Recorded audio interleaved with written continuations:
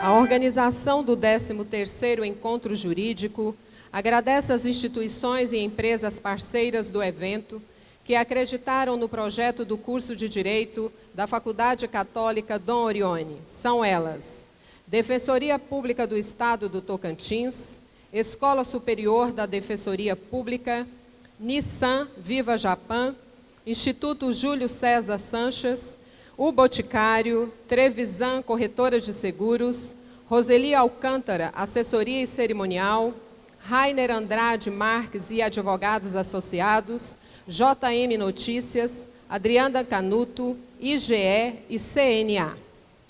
Passamos agora à primeira palestra da noite. Convidamos para que se dirija à mesa o professor do curso de Direito, Paulo de Tarso Moura de Alexandria Júnior, que nesta ocasião atuará como mediador da palestra. Boa noite a todos. Boa noite a todos. Agora sim, né? É um prazer estar aqui na noite de hoje. Queria agradecer em especial a todo o corpo diretivo da Faculdade Católica Dom Orione, ao Daniel, coordenador do curso de Direito, pelo convite. Agradecer a vocês, aos meus alunos, aqueles que são alunos, aqueles que já foram. É um prazer participar de um evento tão relevante, importante, com uma temática tão desafiadora, e fundamental em tempos atuais. Bem, mas de qualquer maneira, eu não estou aqui para falar sobre isso. Na verdade, eu vou aprender junto com vocês na noite de hoje. Eu vou chamar uma pessoa que é de uma sapiência incrível. Tive contato com alguns vídeos, com alguns relatos, com alguns textos desta pessoa e fiquei, sinceramente, embasbacado com a sua sabedoria. E tenho certeza que todos nós hoje vamos aprender bastante com ela. Bem, eu queria ler o currículo da nossa palestrante hoje. Ela é médica, advogada, professora universitária, tem mestrado em medicina, especialista em cirurgia geral pelo Colégio Brasileiro de Cirurgiões, coloproctologia pela Sociedade Brasileira de Coloproctologia, medicina do trabalho pela Fundacentro, graduação em medicina pela Faculdade de Ciências Médicas de Santos, Uniluz, e em direito pela Unisantos, professora de medicina legal da Faculdade de Direito e da pós-graduação Lato Sensu da Unisantos, professora de Medicina Legal e de Criminologia da Faculdade de Direito da Unimes. Eu gostaria de chamar ao nosso palco a professora Neuza Bittar. Uma salva de palmas, por favor.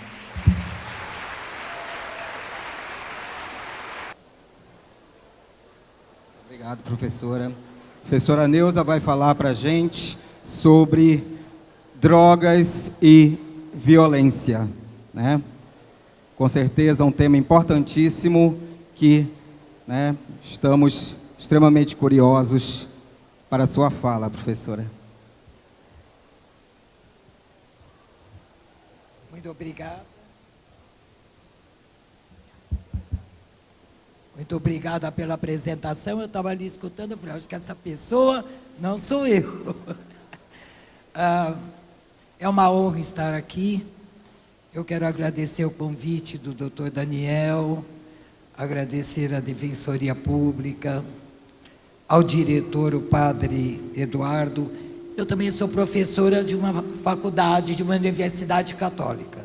Então, a gente conhece os firmes propósitos desse tipo de instituição. Eu quero conversar um pouquinho com vocês sobre drogas.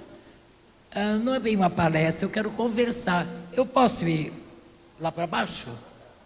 Vocês concordam? A gente fica um pouquinho mais perto. Eu só vou levar a garrafa. Será que eu caio com o copo? Não, né? Oi? Pronto. Obrigado. Assim, coloca.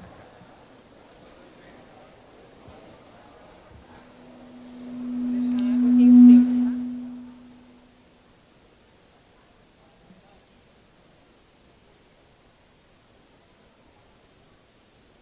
Bom, o que me assusta muito em relação à droga é a violência que está ligada a ela. E parece que a coisa vai numa escalada, né? Então, para a gente tentar entender um pouquinho isso, vamos ver como é que surgiram as drogas, né?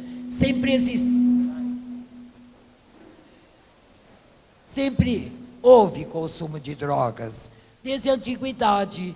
O pai da medicina, Hipócrates, falava que o ópio era a droga dos deuses, quer dizer, ele devia ser chegado no ópio, né? Mas as drogas não causavam muito problema, porque o uso era mais mágico, religioso. As regras morais das sociedades restringiam o uso. Quando aparecia algum abuso, achavam que era um problema moral ou que era um problema de fraqueza racial. Por exemplo, quando a droga se disseminou em tribos indígenas lá nos Estados Unidos. E a coisa foi evoluindo, foram surgindo casos de imoderação, aumentando o consumo recreativo. Algumas leis tentaram controlar isso aí, mas acabaram não dando conta. Agora, como problema social mesmo,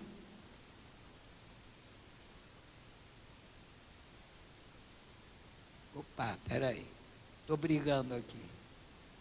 Como problema social, a droga surge no século XIX, agora causando um impacto maior nas sociedades, seja por causa da expansão colonial da Europa, seja por causa da consolidação do capitalismo, mas principalmente pelo desenvolvimento da química orgânica, que facilitou a difusão das drogas, não só das drogas, mas do álcool também, porque vieram os conservantes, aí dava para conservar melhor esse álcool, foram sintetizadas várias drogas, e aí, realmente, como problema de saúde pública, que não vai permear um pouquinho também a nossa conversa, só na segunda metade do século XX, na década de 70, só aí que caiu a ficha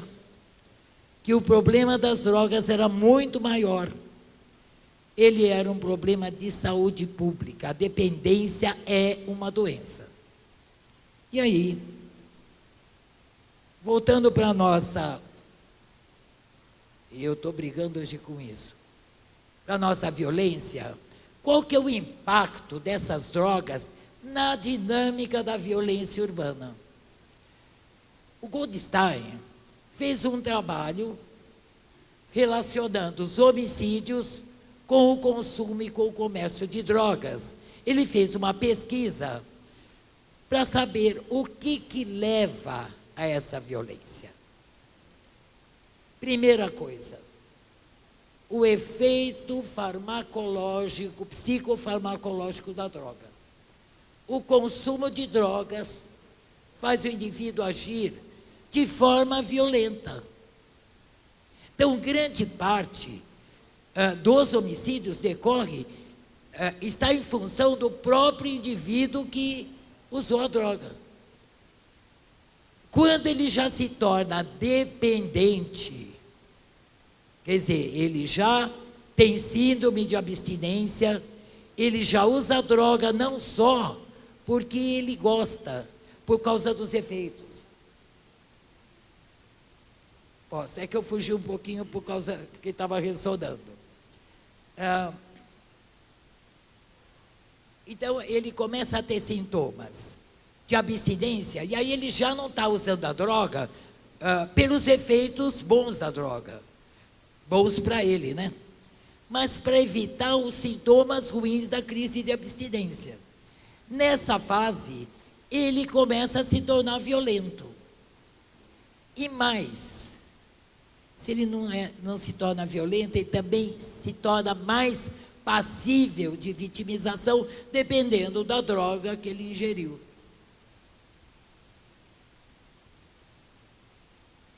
Hoje estou... E aí...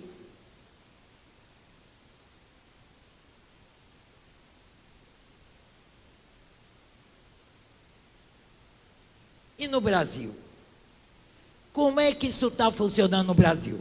Quer dizer, não adianta a gente ficar discutindo o que acontece com o usuário de heroína, ainda não é o nosso problema. Qual é o nosso problema aqui no Brasil? Maconha. A famosa droga leve. Vocês também acham que é droga leve? Pois é. A maconha é uma droga psicodisléptica. Ela não estimula nem inibe o sistema nervoso. Ela perturba o sistema nervoso. Mas a pessoa fica calma. Gente, os sabores são diferentes. Os sons são diferentes. Isto é alucinação. Tá? E aí, quem usa maconha começa a ter uma síndrome amotivacional. Ele começa a faltar na escola, ele falta no trabalho, não é mesmo? Quanto mais cedo começa o consumo de maconha, o dano cerebral, em especial sobre a memória, é irreversível. Os estudos comprovaram isso agora. E mais, existem trabalhos demonstrando que a maconha dá alteração cromossômica. Então, quando você está fumando o seu cigarrinho de maconha, você pode estar determinando os filhos que vai ter.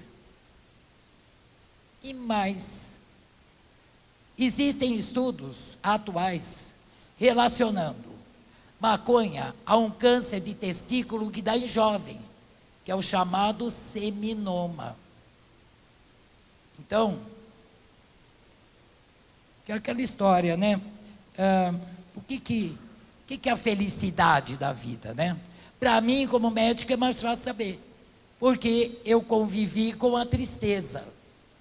E a verdadeira felicidade da vida é você poder comer pela boca e não por uma sonda, você poder evacuar pelo lugar certo e não por uma bolsa de colossomia, não é mesmo? É você ter 2 mamas, é você ter 2 testículos, e o seminoma da jovem. Então, eu pergunto para vocês, que droga leve é essa? Agora, o pior de tudo, por ser tida como droga leve, ninguém começa usando crack, ninguém experimenta a droga usando crack, ele experimenta o quê? Maconha. Ela é a porta de entrada. E ela é o tipo de droga que evolui por ciclos longos e lentos. Vai afetando gerações. Os efeitos, as consequências, são até previsíveis, mas são tardias, não causa muito alarme social, não chama muito atenção. Mas vejam, esse consumo prolongado está se manifestando agora. Outra coisa, quem usa maconha está usando tetrahidrocannabinol.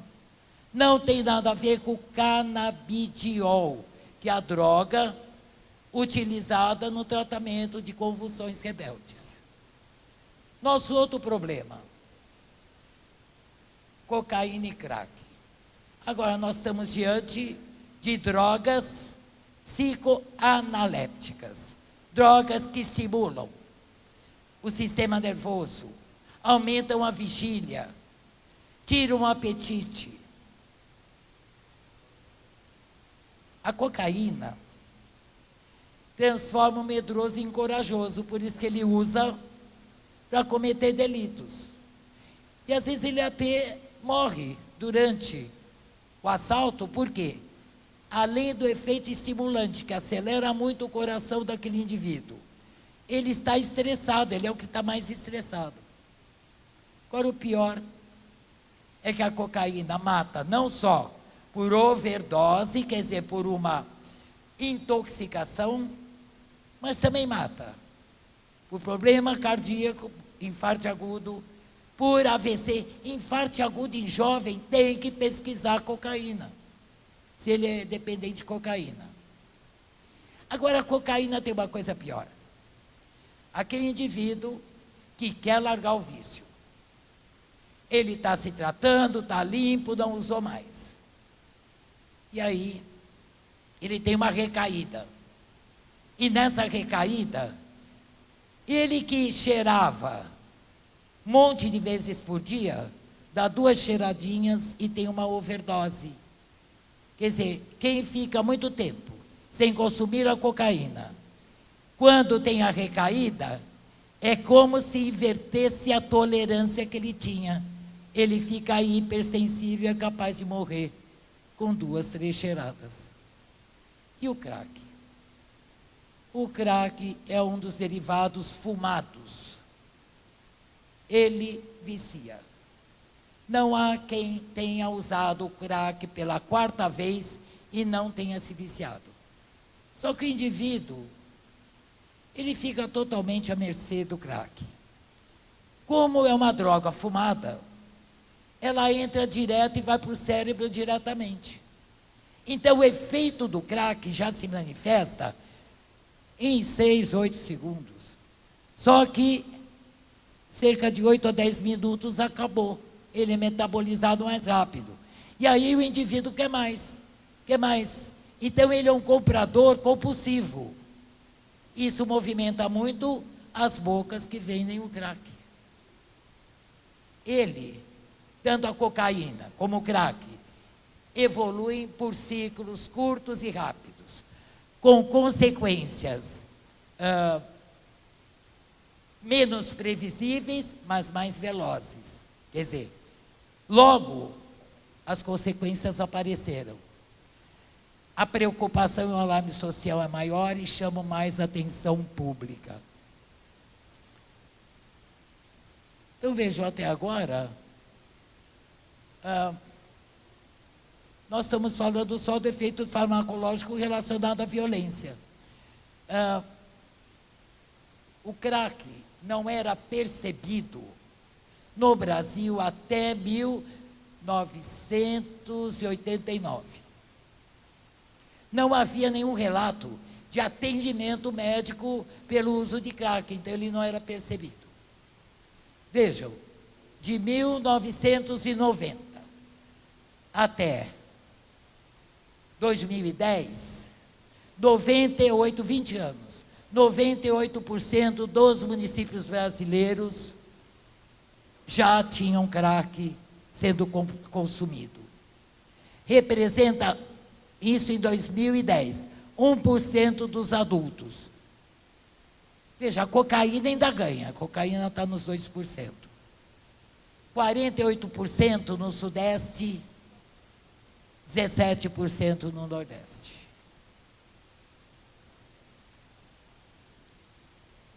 O Brasil é o maior consumidor de cocaína, de crack do mundo, gente. Qual é o perfil do usuário de crack? Geralmente sexo masculino, jovem, solteiro, baixa classe econômica. Não quer dizer que não tenha mulher e não quer dizer que não tenha gente de uma classe econômica maior, mais alta. Qual é a taxa de mortalidade de usuário de crack na cidade de São Paulo, que foi levantada por Ribeiro e Lima, em 2012? O dependente de crack tem uma taxa de mortalidade 7 vezes maior do que a população em geral. 50% ou mais morreu em consequência de homicídios. Uma parte por HIV, porque eles se contaminam, eles se prostituem para poder comprar droga, né? E uma pequena parte overdose, uma parte menor overdose, hepatite B. Então vejam, esse usuário de crack, ele morre cedo por doença, ele morre cedo porque ele é executado por dívida não paga, e é uma coisa gozada, né? Se ele não paga a dívida do crack, que ele tem com o crack, com a boca que vendeu o crack. Se esse grupo que vende o crack percebe que, como não está vendendo para ele, ele não está usando e não está comprando do grupo concorrente, tudo bem. Se por acaso esse indivíduo está devendo para um grupo e vai comprar o crack do grupo concorrente, ele é considerado traidor, aí que ele é morto. E mais, se ele começa a vender a droga para daquela quantidade que ele recebe, ele vender e tirar uma parte da droga para consumo próprio, com o crack ele não consegue fazer isso, porque o crack é preço baixo e vem tabelado. Então, se ele tira, vai estar faltando o que ele tem que pagar para o tráfico, né? E tem mais uma coisa que é complicada aí. As bocas aceitam, em troca da droga, dinheiro ou bens. Então, muitas vezes, aquele viciado, aquele que está ali na Cracolândia, ele furta, ele rouba, e ele troca diretamente isso nas bocas que vendem. Isso é um problema sério, porque é como se legitimasse o furto e o roubo, né? Bom, os homicídios, o segundo grupo de homicídios decorre da formação de compulsão econômica. Vejam bem, o indivíduo se liga às drogas e droga quebra aquele sistema trabalho-recompensa. Então, ele precisa de dinheiro para comprar a droga. E aí ele vai furtar e vai roubar. Só que, se por causa da droga que ele usa, ele se descontrola ou a vítima reage, acaba em homicídio, e é isso que nós vemos direto.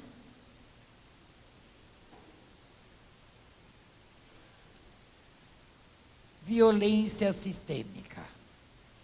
Vejam, o mercado de drogas, o produto que ele vende é um produto ilegal. Consequentemente, o mercado também é ilegal. Se ele é um mercado ilegal, ele não é amparado pelas instituições estatais. E aí, eles têm que resolver os problemas do jeito deles. Eles não podem recorrer à polícia, ao judiciário, tá? Então, o que eles vão fazer? Ameaça ou força física. E é por isso que começa o uso de arma de fogo. Porque ele tem que se impor. Ele tem que resolver os conflitos, ele tem que impor o seu poder perante outros traficantes, e aí a arma de fogo vai se disseminando. E que conflitos ele tem que resolver e vai usar arma de fogo para isso? Disputas territoriais entre traficantes rivais. Vejam, tudo isso ligado às drogas, hein?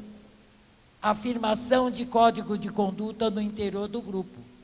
Se alguém pisar na bola, é executado. Eliminação de informantes. Punição por adulteração de drogas. Punição por dívidas não pagas. E aí ele tem que usar arma de fogo para isso. Porque tudo depende dele. Não tem ninguém a que ele possa recorrer. Agora, a minha pergunta é: será que toda essa violência começou com a droga? Será?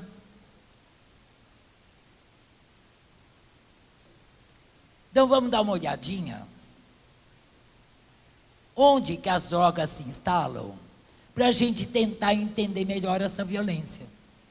Porque às vezes eu fico estarrecida quando escuto alguém falando: não, vamos descriminalizar a droga porque vai resolver o problema.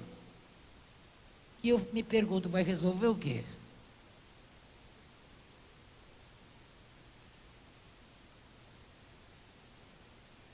Nós temos que ver como é que nascem as comunidades.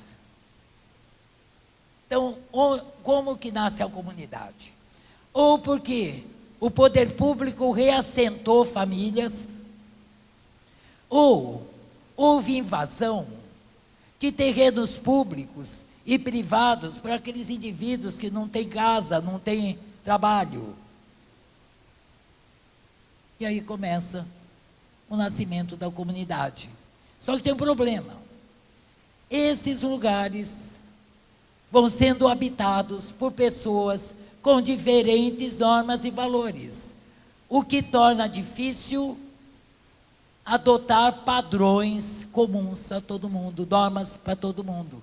É o que nós vimos na escola de Chicago. Então, a convivência de grupos com padrões diferentes impede a adoção de normas comuns. E aí, a tudo isso se junta os fatores sociais, como desestruturação familiar, desemprego, toxicomania, toxicomania, alcoolismo. Nessas famílias, aqueles jovens não têm controle, começam a se formar as gangues. E os jovens vão se juntando a essas gangues, porque é ali que eles vão achando a identidade deles. Então, como nós vimos anteriormente, o controle, desde o início, nesses locais de grandes vulnerabilidades, nesses locais desestruturados, o controle social informal dos pais, escola, está abalado.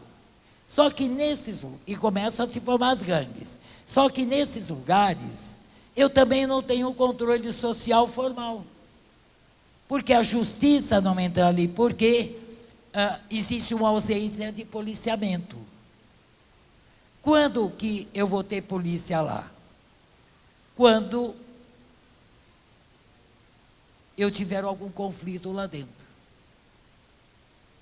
E aí, isso fica fácil para formar as gangues, né?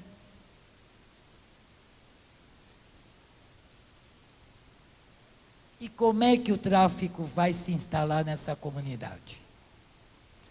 Numa primeira fase, eu tenho um crime desorganizado. Por quê? Vão surgindo essas gangues, começa a haver violência. Mas essas regiões, onde a polícia não entra, onde a justiça não entra, essas localidades são invisíveis. Invisíveis ao poder público, invisíveis à sociedade. Se tornam visíveis pelas suas vulnerabilidades. Por exemplo, aquele prédio em São Paulo que pegou fogo, desabou, aí todo mundo foi olhar, todos os prédios do poder público invadidos. Mas logo esqueceram, já todo mundo esqueceu. Tá? Ou essas regiões se tornam visíveis quando acontece algum crime lá dentro, onde a polícia tem que entrar. Então, começam a proliferar as gangues, começam a surgir assaltos, pequenos vendedores de droga, porque essa região ser invisível para o poder público, ela é visível para o tráfico. E aí o tráfico começa a se instalar lentamente. Primeiro uma venda ou outra, os vendedores avulsos, né? ainda não há uma organização. Essas regiões vão atrair também policiais violentos e corruptos. Gente, eu não estou não estou falando que a polícia é corrupta, que militar é corrupto. Meu filho é investigador de polícia, tá? O meu amigo mais querido, que é o professor Paulo Sumariva, é delegado de polícia. Quer dizer, existe corrupção entre advogados, entre médicos, entre policiais, em todos os setores. Quer dizer, são os maus profissionais, né?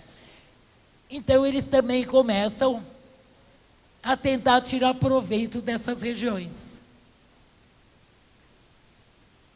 Só que tem uma coisa: os efeitos dessa instalação insidiosa do tráfico não vai, e dessa formação de gangues, não são apenas diretos.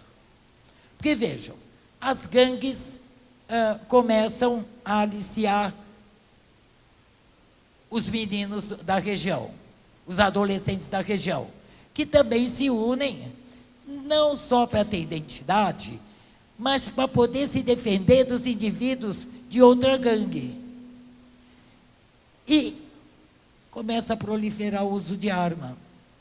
Tem indivíduos dessa comunidade que começam a se sentir ameaçados, que não tem nada a ver com o tráfico, começam a se armar também, porque eles não têm outra saída.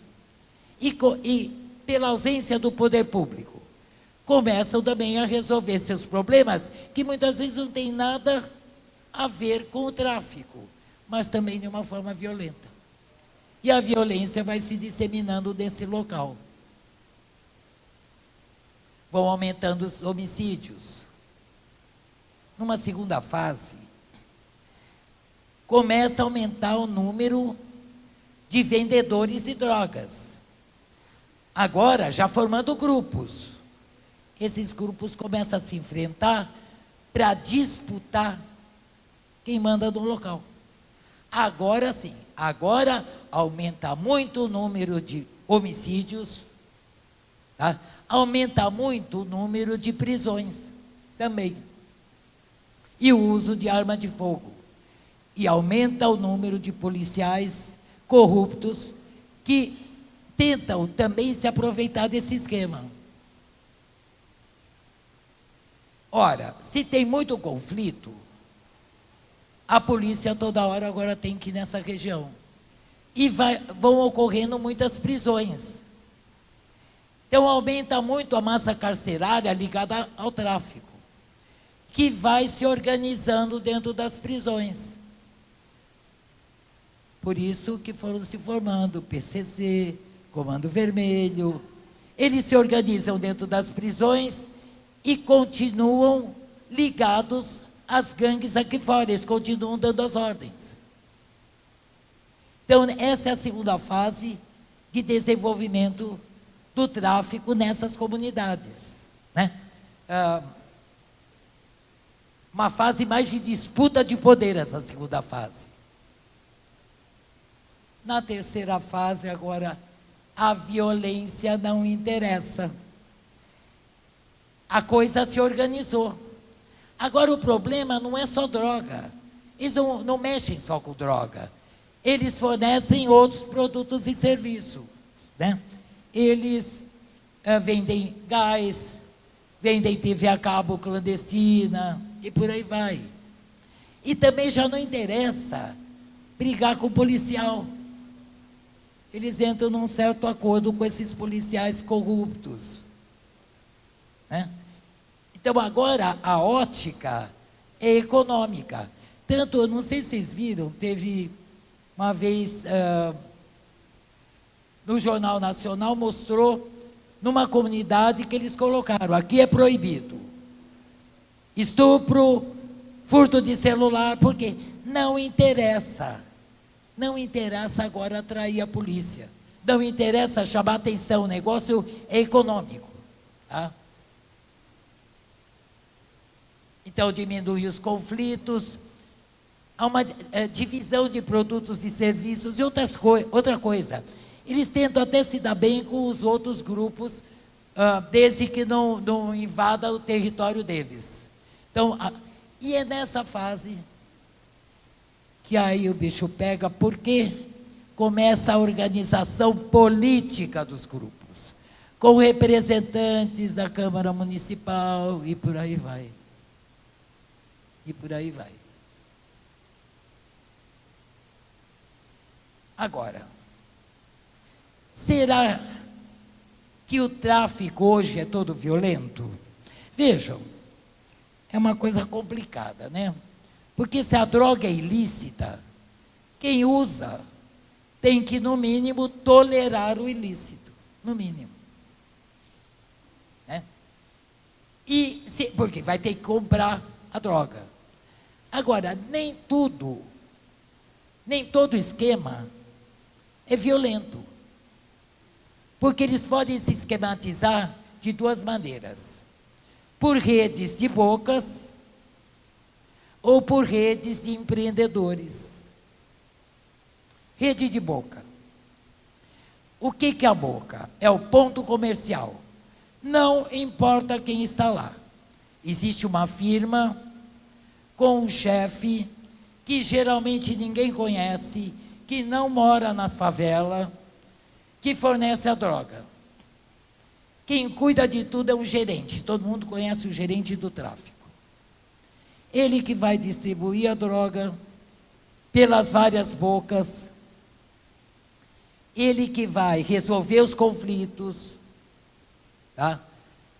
E isso aí cresce se tiver adesão dos moradores, que acabam participando desse esquema.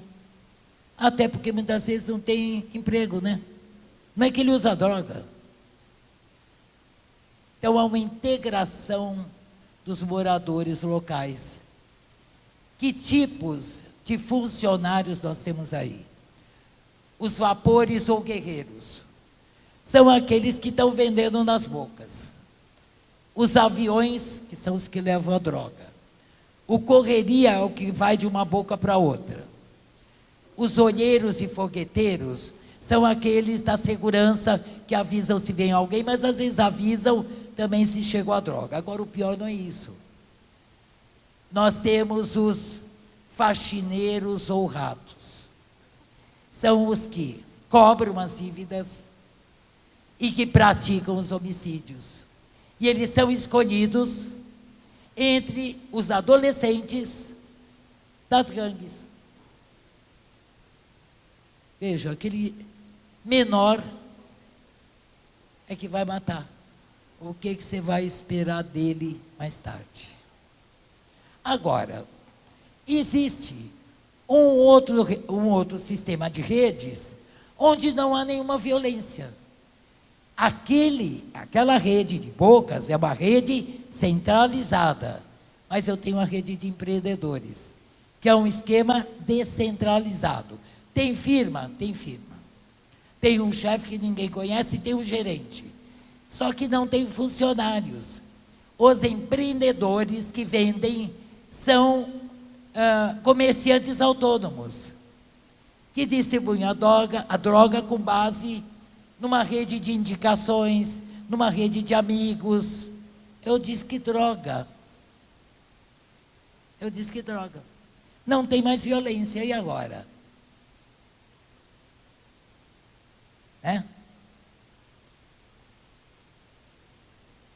E aí, toda vez que eu falo em droga, eu lembro de duas frases do prefácio do livro do Aldous Huxley, Admirável Mundo Novo. Eu li esse livro há 40 anos atrás. Eu fui a um congresso em Minas, e foi também uma outra médica que era da mesma especialidade, e ela sempre levava os pais, né? Até o pai dela era daqueles italianos que fazem móvel à mão, né? Esculpem móveis, é um artista. É lógico, todo o tempo vago, eu estava com eles, conheci tudo quanto era igreja, tá? Aquelas igrejas maravilhosas onde o cara que estava me mostrando a igreja falava, olha, essas pedras aqui no chão são topázio.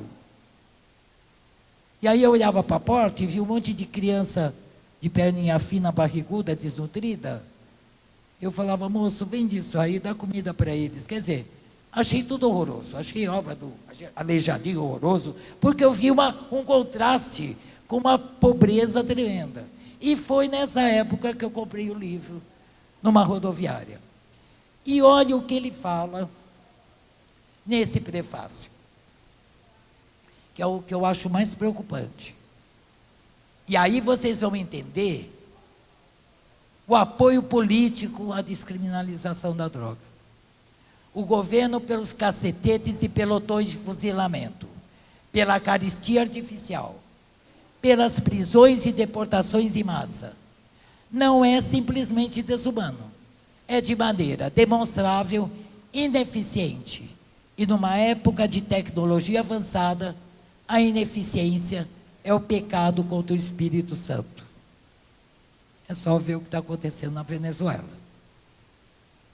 Um Estado totalitário verdadeiramente eficiente seria aquele em que o executivo todo-poderoso de chefes políticos e seu exército de administradores controlassem uma população de escravos que não tivessem de ser coagidos porque amariam a sua servidão. Precisa ser mais claro por que interessa descriminalizar a droga, apesar de tudo o que ela representa. E aí uma pergunta para vocês. Quem alimenta tudo isso? Vejam, o poder público, a partir do momento que está ausente, ele está alimentando dessas populações, independentemente do tráfico, ele alimenta toda essa violência também, não é só a droga. E mais, será que são aqueles craqueiros que vivem em grupos, que são uma minoria diante do tamanho de uma cidade, por exemplo, de São Paulo? Será que são eles que alimentam esse esquema? Aquele grupo renovável, né? Porque eles vão morrendo. Quem que alimenta esse sistema? Quem que alimenta esse narcotráfico? É aquele que compra a droga, diz que droga. É o cara que tem dinheiro. É o cara que paga a droga. É o cara que compra todo dia, ou é aquele cara que compra no final de semana, na quinta-feira, para consumir a droga em grupo com os amigos. Esse mesmo indivíduo que reclama da violência, ele alimenta essa violência dependente do crack, dependente da droga, cada vez que ele compra. Cada vez que ele compra. Então veja, nós temos uma violência ligada à droga? Temos. Mas ela é anterior. É que quando a droga se instala naquela comunidade, muda o perfil. Porque precisa de arma de fogo, a coisa fica violenta e todo mundo acaba resolvendo tudo diretamente, seja problema com o tráfico ou não, através de homicídios e por aí vai. Era isso que eu queria falar para vocês. Obrigado.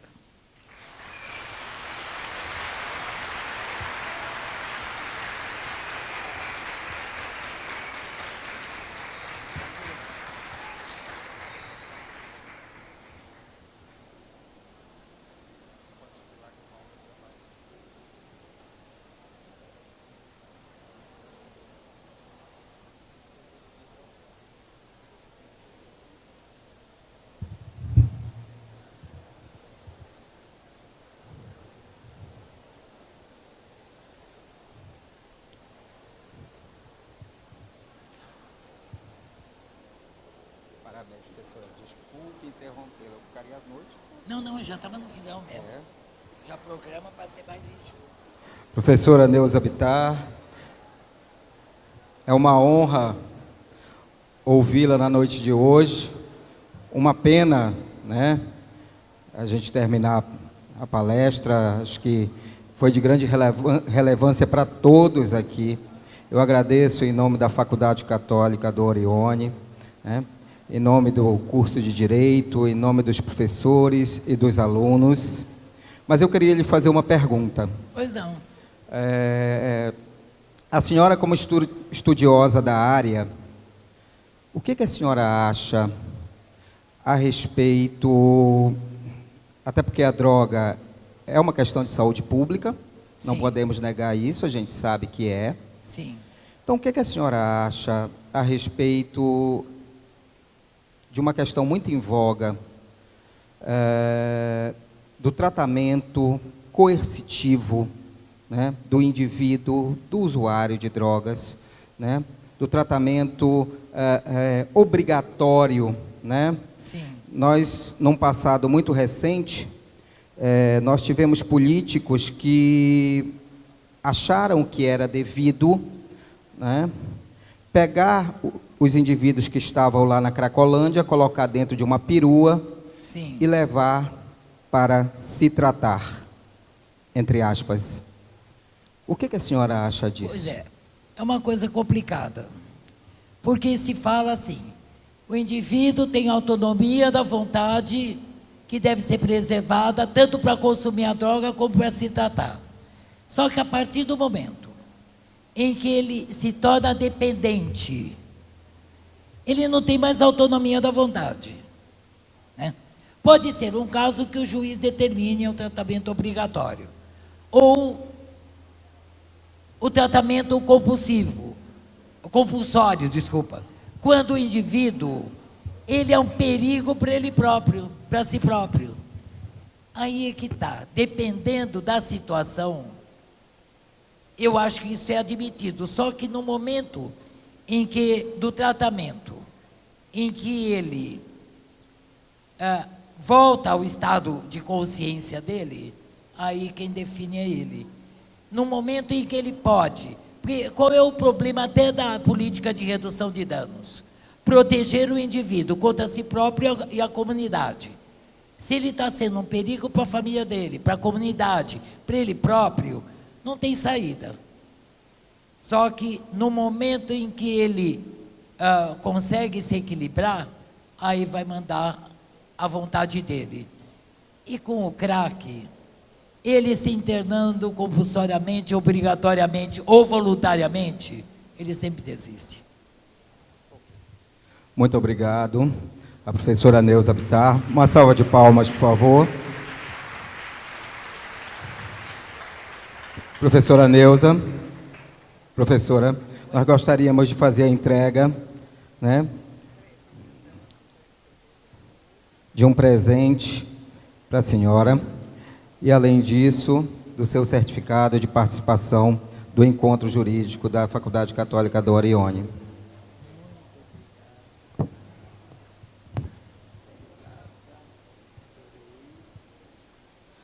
Aqui também uma estatueta, né, do 13º encontro.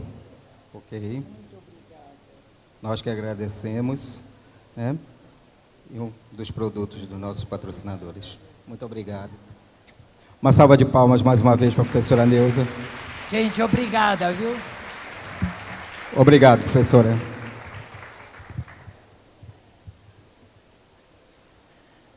Professor Paulo, obrigada pela participação. Professora Neuza Bittar, muito obrigada pela participação e colaboração com o nosso evento.